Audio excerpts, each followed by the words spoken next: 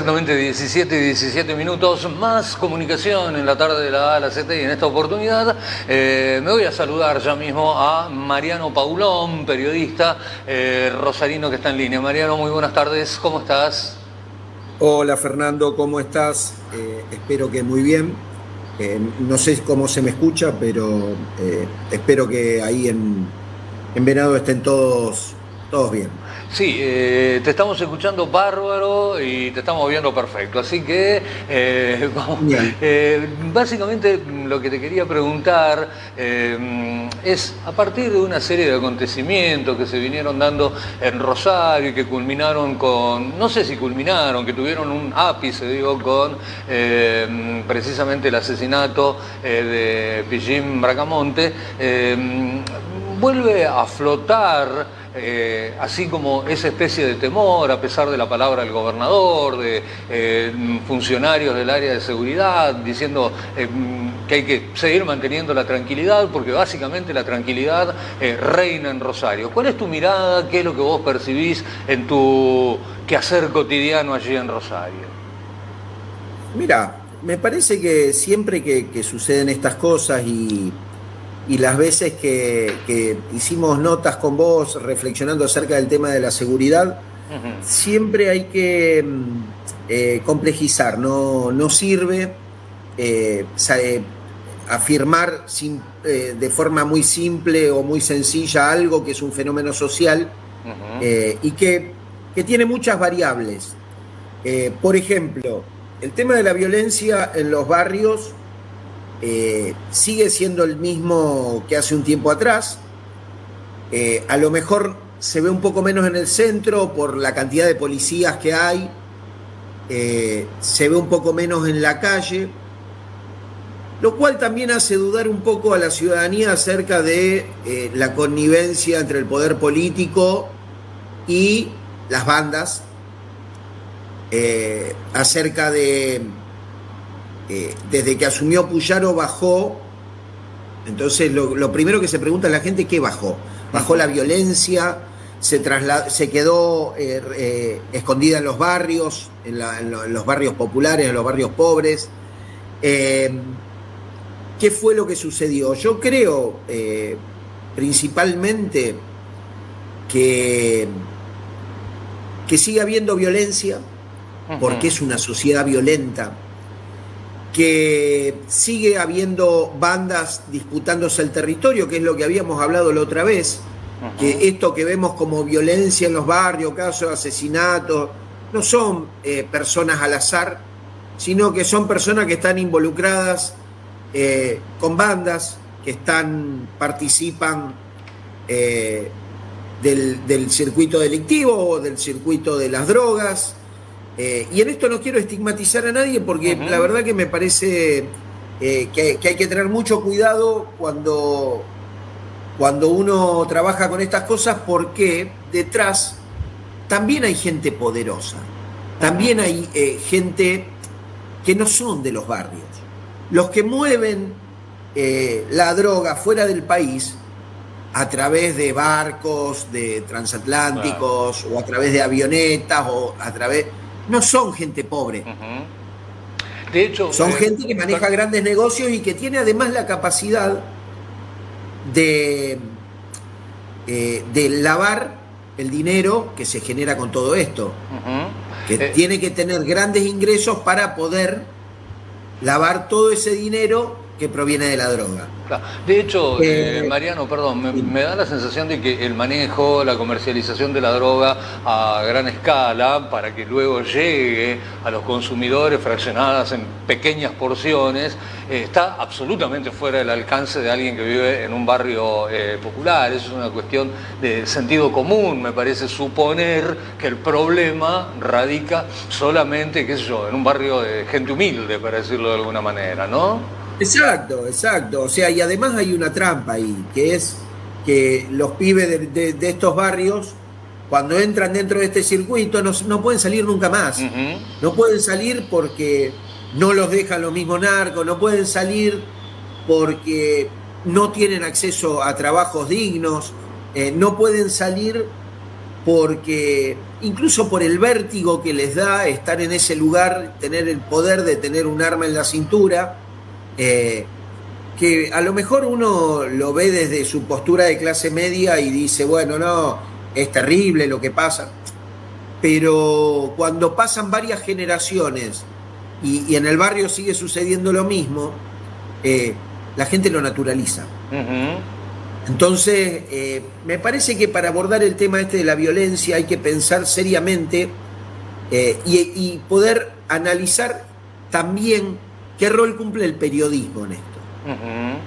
Porque en algún momento también se utiliza la droga como control social, sobre todo cuando estamos en situaciones económicas muy endebles como la que estamos hoy. La mayoría de los trabajadores y de la gente que todos los días tiene que ir hasta su trabajo a buscar el sustento. Entonces, hay que ser cuidadoso y hay que ser inteligente a la hora de pensar estas problemáticas sociales, porque corremos el riesgo de hacer juicios sobre personas como si esas personas hubiesen tenido la posibilidad de elegir alguna vez en su vida. Hacemos juicio sobre un Estado que se va ausentando cada vez más y que además, culturalmente, en esta sociedad la gente quiere que se aleje el Estado. Se hizo tanta publicidad para que el Estado deje de hacerse cargo de los problemas sociales, por eso ganó Milei, y entonces, a partir de ahí, empezamos a ver estas problemáticas como algo que hay que eliminarlas, como si fuera fácil eliminar una problemática social de estas características y de esta envergadura. Yo tengo mis sospechas de que el Estado en otro contexto podría hacer un poco más. Podría intervenir y debería incluso trabajar con los jóvenes en los barrios antes de que entren en estos circuitos. Tendría que dar alguna posibilidad a la gente para que se inserte laboralmente, y tendría que garantizar los derechos que están consagrados constitucionalmente, porque estamos en una democracia y en una democracia pasa eso. El Estado es el garante de los derechos de las personas. Entonces, Mariano, perdón, sí. vos sabés que cuando hablamos de esto, de decir, a ver, hay que enfocarse también en lo que tiene que ver con la contención primaria, digo, la del individuo, la que lo lleve a tener sentido de pertenencia, porque si no lo va a captar el narco para sus fines y, como vos decías tan acertadamente recién, no sale nunca más de ese círculo. Claro. Sí. No. Terminá la pregunta tranquilo que no, así... No, te decía, y en ese sentido a mí me da esta sensación, como lo llamábamos, el síndrome de la frazada corta, porque cuando nos ocupamos o cuando ponemos la mirada en los sectores sociales descuidamos los otros aspectos como tienen que ver con la acción directa de la represión del delito. Si nos ocupamos de eso, dejamos descubierto, acaso por conveniencia, digo, al que realmente maneja todo esto y el que maneja todos estos hilos, ¿no? Entonces o a mí me da la sensación, y ahí va la pregunta, ¿cuál es tu mirada?, de que estamos como en una especie de callejón sin salida en ese sentido. Sí, yo tengo la misma mirada y también creo que es muy difícil abordar un tema como este por la complicidad que hay en algunos sectores de la justicia, en algunos sectores de las fuerzas de seguridad, en algunos sectores del empresariado, que tienen capacidad de mover estructuras y de salir impunes. Siempre el que paga es el pibito del barrio. De una u otra manera. A ver, si uno, claro, de una u otra manera, Al Capone lo metieron preso por evasión fiscal, no fue por un delito penal. O sea, no fue por un delito contra una persona, fue por evasión fiscal. Si uno quiere investigar, y hoy además, con todas las tecnologías que tenemos, querés investigar a fondo dónde va la plata del narcotráfico, y podés hacerlo. Lo que falta es la voluntad política de hacerlo. Lo que falta es la decisión de que en nuestra sociedad no haya más drogas. Y si no, también tenés la posibilidad de discutir con la gente y legalizarla. ¿Por qué? Porque si estamos diciendo que la droga es una enfermedad, si estamos diciendo que las sustancias psicoactivas son una enfermedad, entonces el Estado se tiene que hacer cargo de curar a esa gente, no de meterla presa. Entiendo. Entonces, sí. hay una penalización de algo que es una problemática social que me parece que tiene mucho que ver con el neoliberalismo. Y creo que Patricia Bullrich hace exactamente lo mismo. O sea, dice que cortar las calles es un delito, cuando en realidad tiene garantía constitucional, derecho a manifestarse, y estigmatizan derechos de las personas como si fueran delitos. Lo ponen a la altura del peor de los delitos. Y me parece que muchas veces repetimos discursos que no los analizamos en profundidad. Yo he visto abogados repetir discursos como el de Patricia Bullrich, de que no se puede manifestar en la calle, y decir, che, pero ¿en qué lugar de la Constitución dice eso? Claro. Mariano, volviendo Sí. al comienzo, vos percibías que en los días, pongamos hace 20 días atrás, la gente o una gran parte de la porción de la sociedad rosarina se sentía más tranquila, se sentía más relajada, y ahora es como que una serie de sucesos, dije lo de Pichín por una cuestión de que es tal vez el más sonado, pero hay balaceras y comenzaron a aparecer en la tapa de los diarios de nuevo. Ahí está lo que decías vos con respecto al rol de los medios de comunicación. ¿Vos sentías, percibías que la gente estaba más tranquila, más relajada, o se seguía viviendo el mismo clima de tensión y no lo contaban hacia el interior, para decirlo de alguna manera? Mira, yo llegué hace 3 semanas de México, estuve 3 meses allá, y me vino bien también para poder ver y leer un poco ese salto que viví en 3 meses. Yo no creo ni que la gente haya estado más asustada antes o menos asustada ahora. Creo que hay una sensación de indefensión de parte de mucha gente, pero también hay como que las personas empezaron a tener un circuito en el cual evitan situaciones en las cuales le puedan robar o le pueda llegar a pasar algo. Como que nos acostumbramos. Esa es la sensación. Entonces, puedes decir, bueno, puede haber menos delitos, más delitos.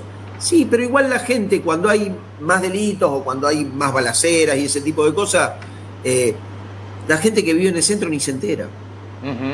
Se entera la gente que vive en el barrio, y que además muchas veces son sus propios vecinos los que están a los tiros. Entonces, yo creo que se instala esta sensación térmica, digamos, para decirlo de alguna manera, para justificar también el exceso de movilización de fuerzas de seguridad. A veces parece, a mí me preocupa más la sensación de estado de sitio que tenemos a veces acá que la sensación de inseguridad. Porque además pasamos de hace un año atrás más o menos de tener fuerzas de seguridad en la calle, pero no te paraban, a que estén todo el tiempo parando a todo el mundo, molestando a los vecinos. Ayer hablaba con un vecino que me dijo que había un operativo en la esquina y que durante el día lo pararon 3 veces la misma gente, los mismos oficiales. Entonces, dice, un tipo grande además, ya está, muchacho, ya está. O sea, me parece que tratan de instalar el clima de que las fuerzas de seguridad están ahí para garantizar los derechos de algunos. O sea, a mí me parece que es instalar la desigualdad social y marcar la desigualdad social. Claro, hacia allí iba, ¿no? Digo, en definitiva, podríamos resumir todas estas acciones como una gigantesca puesta en escena y podríamos definir la crónica policial casi como la crítica de un espectáculo, puesto en ese contexto y en esos términos. Mirá, situaciones de inseguridad hay, situaciones violentas hay.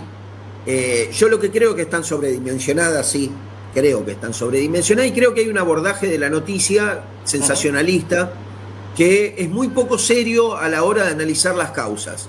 Solo apunta a estigmatizar a la delincuencia y de hecho hoy por hoy vos hablás con cualquier persona y ese discurso entró. A los delincuentes hay que matarlos a todos, no sirven para nada. No pensamos en la reinserción social como posibilidad, sino en que se vayan del mundo. ¿Quién no dice también abiertamente que hay que matarlos a todos? ¿Viste? Me parece que hay que tener cuidado con estas cosas porque nos llevan hacia un lugar más peligroso todavía. Porque si vos le decís a un pibe que sale a robar con un arma, decís todo el tiempo que hay que matarlo, que hay que matarlo, que hay que matarlo, claro. Ante el primer movimiento medio raro que ve, a lo mejor te tira. Entonces, hay un abuso, me parece, en determinados recursos informativos que solo complican más las cosas, que no son terapéuticos, que no buscan apaciguar a la sociedad, sino que generan esta crispación, esta violencia permanente. Incluso los mismos periodistas a veces usan palabras muy agresivas hacia los familiares de una persona que cometió un delito. ¿Y los familiares qué tienen que ver? Se le echa la culpa a ellos de que el familiar haya cometido un delito. Claro. No sé, me parece que en algún punto hay que tener cuidado, hay que ser mucho más cuidadosos a la hora de analizar estos fenómenos sociales. De una u otra manera se me ocurre que en algún momento está el punto de retorno, o el punto de no retorno, digo. Uno presume que en algún momento todos deberán asumir una responsabilidad, el poder político, los medios de comunicación, el periodismo, como parte de los medios de comunicación, quienes elaboran estos discursos, y traspuesto ese punto, digo, o no habrá retorno o habrá retorno, no sé.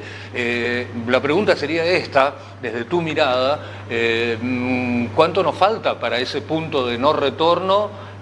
¿Y qué vamos a hacer cuando lleguemos ahí? ¿Qué intuís? ¿Qué nos indica? Porque frente a todas estas situaciones hay indicadores, digo, es como una aeronave. Si el piloto va llegando al punto de despegue donde ya no tiene retorno, digo, y no tiende a desacelerar un poco la situación, te estrellás. O comenzás la maniobra para frenar, digo, a tiempo. Sí, yo respecto de esto que planteás, prefiero pensar que siempre hay un punto de retorno. Y hay un punto de retorno que es cultural, que es también, que tiene que ver con que la gente empieza a necesitar percibir otras cosas. No se puede vivir desde la bronca o desde la rabia permanentemente. Entonces, empieza a decodificar de otra manera. Empieza a entender detrás de estas cosas y los que pierden legitimidad son los medios de comunicación. Cuando yo creo que si siguen transmitiendo de esta manera, siguen informando de esta manera, van perdiendo credibilidad, van perdiendo audiencia.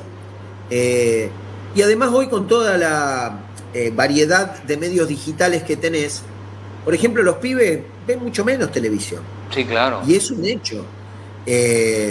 Y van a buscar cada vez menos en tanto y en cuanto la televisión no les hable a ellos, le habla a un sujeto universal que no existe, que es una especie de homogeneización de todas las personas. Sí, una construcción fantástica, digamos, de ficción. Exacto. No le hablamos a personas de carne y hueso que viven en un barrio, que tienen problemas, que necesitan juntarse con los vecinos a veces para poder resolver sus problemas. No, le hablamos a un ente abstracto que supuestamente es una persona legal que paga sus impuestos y como si lo mercantil fuera lo único importante en una persona. Ujú, Y creo que tenemos posibilidades de ser mucho más que eso. ujú. Y creo que todos tenemos que tener esa posibilidad también. Claro, como derecho universal. Mariano, vos sabés que lamentablemente, o sea, creo que nos quedó todo para hablar, pero lamentablemente se me terminó el tiempo, tengo que irme.